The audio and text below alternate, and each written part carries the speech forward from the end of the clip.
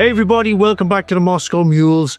I'm Chay Bowes and I'm joined today by the real deal, by Augie, the man himself, who's back in action, let's say. Now, you may say, where is Chay? Where could he possibly be? Is he in some sort of nuclear bunker? Is he trying to protect himself from the Ukrainians who want to kill him? Well, maybe it's not the Ukrainians so much we need to worry about these days. Just ask my old pal, Steve Sweeney, who just nearly took a headbutt from Israeli missile.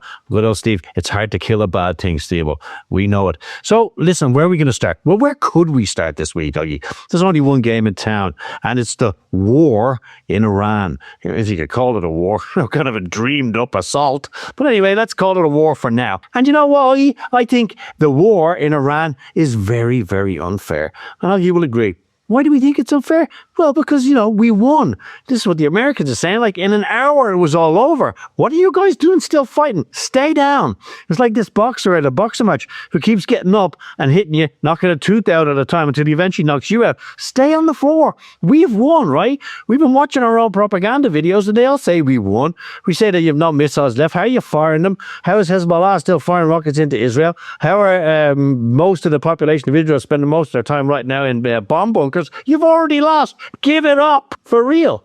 Run the video, Augie. It's a little unfair. You win a war, but they have no right to be doing what they're doing. How dare you? You're meant to have lost. Come on, did you not get the script? Did you not get the memo? It's over. Right? Well, that's all true, of course, Augie, right? That it's over. It's not having any impact on the United States of America at the gas pump. America's allies, or what remains of them, after Greenland and, Canada. It's not having any impact at all, right, Augie? Absolutely zero impact, except, of course, the impact that it's having on the American allies. That's right. You would never expect the people to suffer that are suffering. That this is Australia is facing energy crisis. Japan is facing energy crisis. The situation has got so bad that International Energy Agency warned people to work from home, limit flights, and just stay home because the fuel crisis is going to hit us all. Yeah, and of course, Augie, as you say, it's having a big impact at the petrol pumps. And that's a kind of a barometer in the USA, right? That's, you've spent some time there. It's a place where kind of people, don't really mind what's going on far more. When they start to see the price of gas going up at the pump, people get kind of pissed off about that, right? That's the case, right? It is going up. Absolutely correct, Chay. In the United States, you don't need to have your feet, but you need to have your wheels. And the gas price has been going up there. According to the Motor Club AAA, the national average for gallon has jumped to $3.84 on Wednesday from $2.98, so $1 more in just a couple of days of a 3-day special combat operation. Yeah, it's a lot. Americans are struggling with the cost of living anyway. Things aren't that easy. Let's face it. But of course, he's been rooting around in Internetsville, and we found somebody who's kind of mimicking something, Augie, right, that was done in relation to Biden. I did that. The I did that sticker. Well, the I did that sticker, Augie, is back, right? But this time it ain't Sleepy Joe doing the I did that, licking the ice cream as the nuclear warhead goes off behind him. It's the big Don, our old pal. He's now the subject of an I did that sticker assault at the petrol pumps in the USA. Run it, Augie.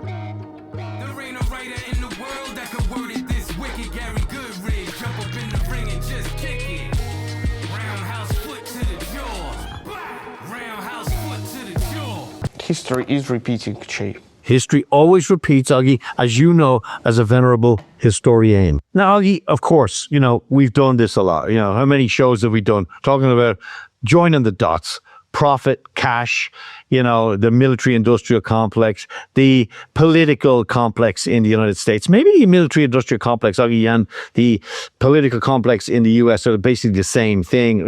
Kind of getting to think that myself. Now, how do we know that there's a ton of money been made, Augie? Well, we know because the Pentagon has asked, on top of, I think, what was a record budget this year. I think they got like nearly $1 trillion from the Big Don. They're now looking for an extra 200 billion. This thing has cost about 15 billion so far as of filming today, and it's going through the roof. This is a ton of money. Don't forget, who's paying at the pump? A lot of the money that people are paying for their gas in the United States, hey guys, how are you getting on? Is tax. A lot of that shit is taken by the federal government, and it's going into the coffers, going back out to the Pentagon, and going into the big five: Raytheon, McDonnell Douglas, Boeing. We know where all that goes. Ask Steve Sweeney. He got a little tickle from, I think, a Raytheon or an American manufactured piece of pyrotechnical equipment. I'd say very recently, our old friend Steve-O. And of course, this money that's being spent, right? Don't forget that the American deep state, the swamp. Remember cleaning out the swamp, Buggy? Remember the Don, the good old days when we were just married? The Don was promising everything. He was coming home early from the bar. He wasn't seeing those friends. He wasn't playing cards anymore. He was staying out at the casino. And now Don is back at his old tricks. And he's not draining the swamp. He's pumping the swamp full of cash, money, weapons. And as for no more wars, we're getting wars weekly, it seems to me. And the people who were put in charge by the Big Don, we were going to get a refreshing bunch of sort of anti-war, reformers. People like Tulsi Gabbard, who a year ago told us that there was no threat from Iran. People like Hegseth, who didn't want any more forever wars. People like J.D. Vance, who were the same. We only have loads of wars because we got dumb presidents. Yeah. Hello, Mr. Vance. How's things looking today? And of course, you've got the people who are put in charge of the FBI. People like the deputy director of the FBI, Dan Bongino, right? In, out, shake it all about. A lot of shuffling of the chairs on the Titanic, it seems to me, right now in the Don's administration. Check out the value and the quality of the character of the people that have been running one of the biggest intelligence operations in the world, particularly internally, the Federal Bureau of Investigation. I wonder what Mr. Hoover would think of it all, Augie.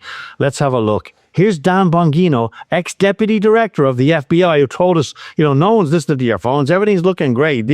We've cleaned out the swamp, and there ain't no more to see in the Epstein files. Yeah. This is Karate Man.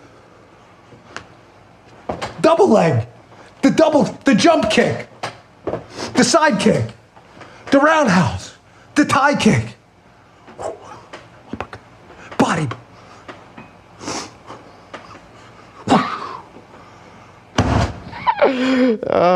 Chay, it's cringe. It's ultimate cringe. It's ultimate cringe. It's like something from the American Office or worse. The throat punch. It's absolutely unbelievable. Well, you get what you vote for, I suppose. Well, Augie, it's good that, we've got really reliable politicians in the United States of America whose prime role and prime goal is the people of the United States of America. Forget the fact that these wars of intervention and choice are going to screw people in their pockets, as we've seen at the petrol pump. That doesn't matter. This is all about America. And you need politicians in America like Ted Cruz, who we're going to have a look at right now, who are completely focused on ordinary American taxpayers, ordinary American issues, and ordinary American people. That's the only thing they're interested in, right? Because they're getting tons of money from the American people. They're getting like $1.9 million from ordinary American taxpayers, right, Augie? Absolutely correct, Chay. Let me explain this to you, viewers. We're talking about Ted Cruz, who is the hero of our next video, and he received $1.9 million from the pro-Israeli organizations in America, but he received 1.9 million American dollars. Very patriotic. Very patriotic. And I don't even know how this stuff is legal, but let's have a look at the reception Ted gets, because remember, Ted's paid per phrase. Every time he speaks, he has to say something good about Israel. I suppose that's how it works. Let's have a listen. It doesn't go down too well. Run a video, Augie. I will say this, I am saddened to see that some here, not everyone, but some here, are so consumed with hate. You cannot address your brother. I will say this. You speak for yourself. If you will not stand with Israel and the Jews, No.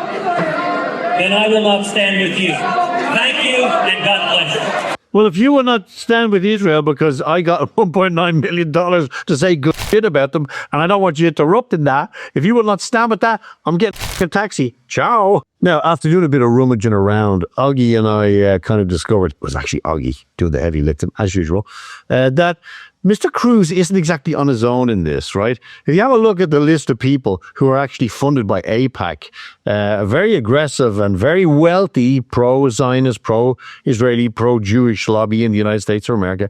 Yeah, so what? No big deal. Nothing wrong with lobbying for the people that you represent. That's fine. But when it comes to what's going on in Iran, right, this war of choice, which is what it is, no threat from Iran, really, come on, let's face it. You got to ask yourself, who's centrally writing this stuff? I remember Joe Biden had his auto signature machine, Augie, right? I think there's also a sort of a script making machine for all of these AIPAC, let's say, darlings, the people who are getting millions of dollars. They get millions from AIPAC, this American, Israeli organization, pumping millions into it. How could you trust what these people are saying, right? Anyway, let's have a look. Augie put this one together. We kind of noticed it. There's a bit of continuity here in the messaging. See, can you spot it, right? Run it, Augie. Or they fire missiles from schools and hospitals. Fired those rockets and missiles after they placed them in schools, in hospitals. Oh, yeah. Methinks there's a little bit of centralized messaging going on here. Allah, full-scale, unprovoked invasion. Yeah, remember that one? That suddenly erupted overnight about Ukraine? Yeah, I can smell it. Now, of course, we're really on board with this whole debate about AI. That's where we're at here in the Moscow Mules. We like it. We like it as a tool of entertainment. We don't take it too seriously. Although it's getting harder to know what's real and what's not. X are sort of deciding to fine people if they post stuff about the war and all the rest of it. Look, you know it's AI. We know it's AI. But we like the ones that are very, very entertaining. And we think this one is. And you got to remember not to forget about Jeffrey Epstein, Operation Epstein Fury, Operation Epic Fail. I don't know what you're going to call it, whatever you like. Let's see how things go along as time goes along. But this one we thought, Augie in particular, is very, very insane. It's quite funny. Enjoy the giggles. Run it, Augie. A team! Sean! We're going to war, soldier! Well, you are, not me. It's time to get boots on the ground! It's Jeffrey's War. Are you a pathetic gooner looking for love? Aren't we all?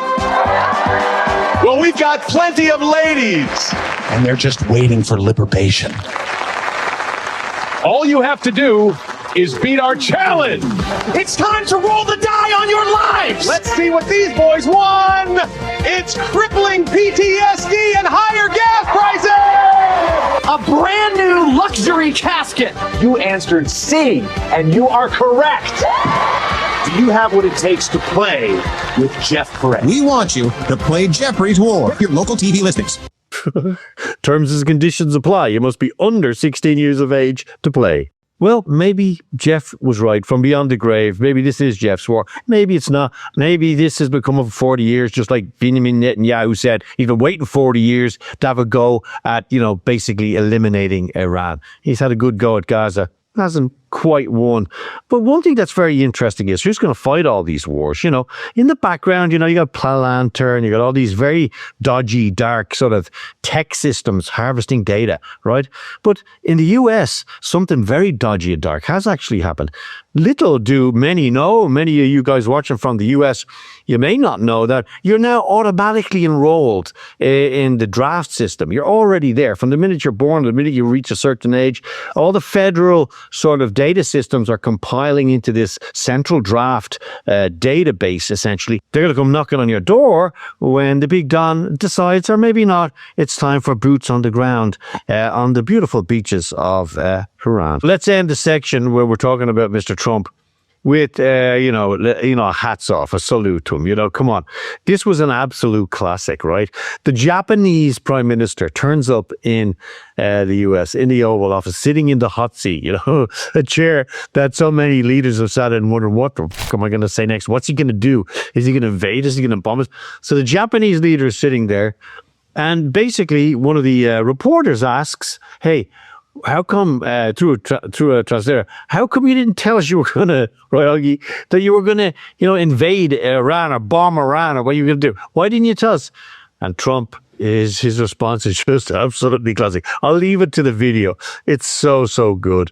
Run it, Augie. Good friend, but one question: why didn't you tell U.S. allies in Europe and Asia, like Japan, about the war before attacking Iran? So we are very confused about we Japanese citizens. Well, one thing, you don't want to signal too much. When we go in, we went in very hard, and we didn't tell anybody about it because we wanted surprise. Who knows better about surprise than Japan? Okay? Why didn't you tell me about Pearl Harbor? Okay? Of course, the Big Don doesn't mention Hiroshima and Nagasaki. Let's forget that one. So talking about forgetting, okay, we're going to forget, Hiroshima and Nagasaki. What the heck? Only country on earth ever to use nuclear weapons in war, right, Augie? And now the country that basically tells the rest of the world if they can have them or not. Yeah, funny one, that. Let's not forget about Jeffrey Epstein. As we said, right, Augie, we're going to keep the cold lid under this guy. And back in the homeland, back in Ireland, of course, my own homeland, my fond memories of my days in a bed, being pushed down the main street on St. Patrick's Day in the weather. It's all coming back to me now. But this particular float, as they're called, raised a few eyebrows. Basically, it's Donald Trump, Jeffrey Epstein, and the whole cluster crew in a bed on a back of a lorry going through a small Irish village on St. Patrick's Day. Every little village in town has the St. Patrick's Day parade. March 17th, the beer goes green, everyone gets drunk, everyone vomits in the local flower pots. Yeah, blah, blah. You get it. But this one has raised a lot of eyebrows, Irish humor, can they get away with it? I'll let you decide. Run it, Augie.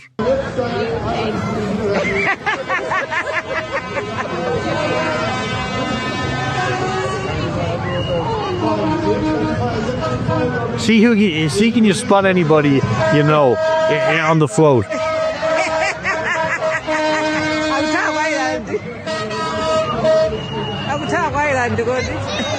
And there you go. There's the...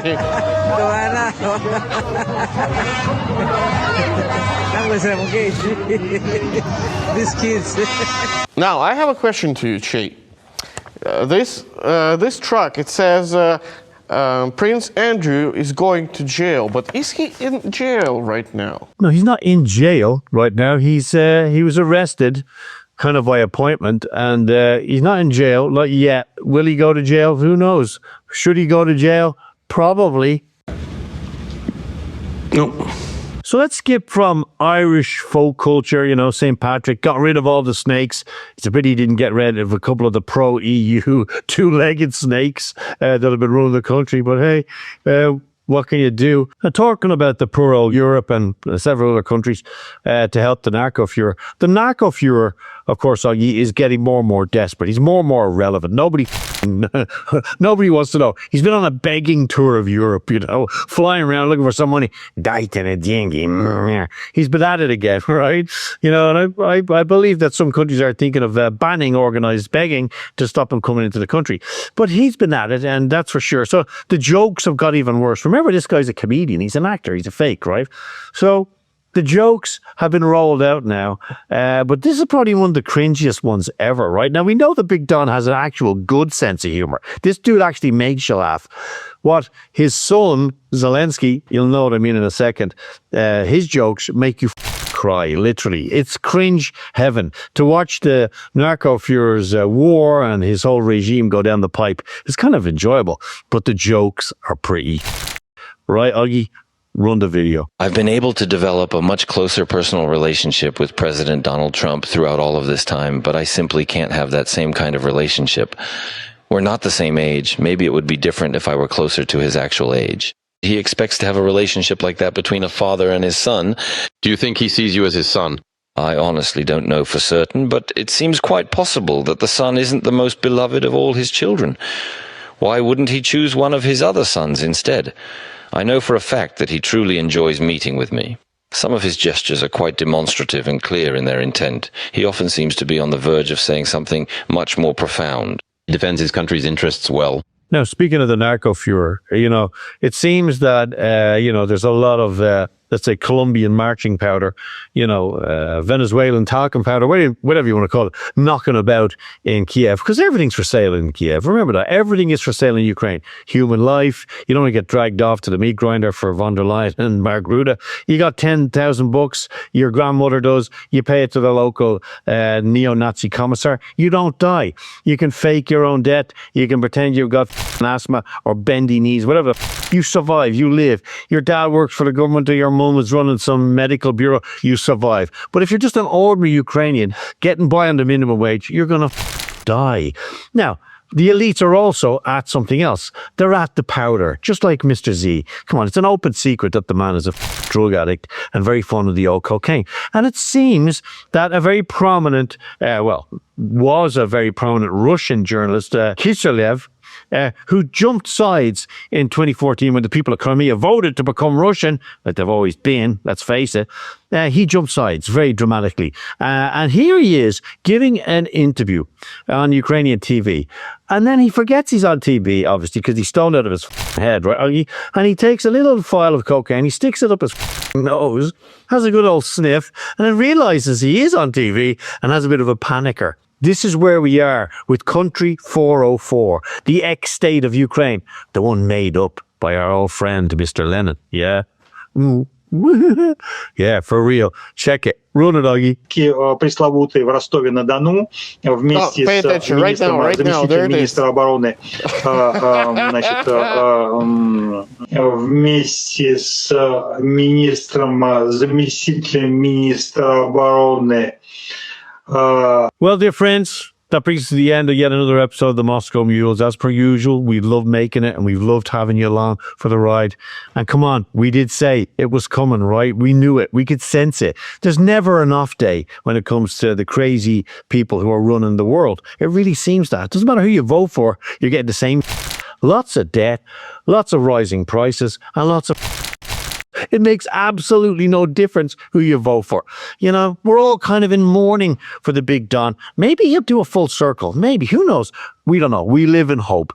And we also live in hope that you will, as we know you will, join us same time, same place, as we narrate the Clown World show, which never gets stale, right? That's the beauty of this show. I get sick of looking at Loggy. He gets sick of looking at me, but we never get sick of you joining us to have a giggle as we ride the roller coaster of insanity to potential oblivion.